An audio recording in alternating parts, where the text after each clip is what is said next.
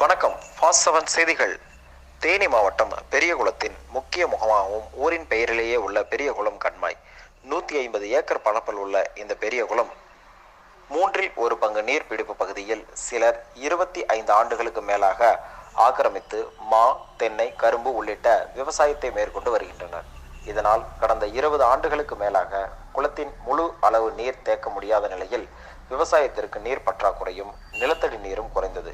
இவ்வாண்டு தென்மேற்கு மற்றும் வடகிழக்கு பருவமழை மற்றும் கஜா புயலினால் ஏற்பட்ட மழையால் அனைத்து கண்மாயும் குளங்களும் நிறைந்தது.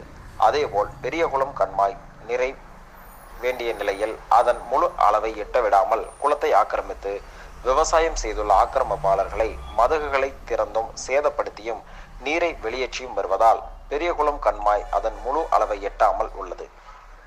பாசன விவசாயிகள் குற்றம் சாட்டுகின்றனர்.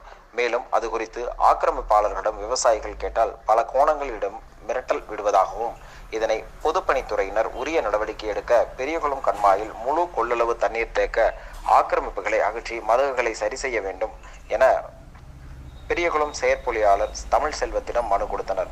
மேலும் மனுவை பெற்றுக்கொண்ட அதிகாரி உரிய நடவடிக்கை எடுப்பதாக தெரிவித்தார்.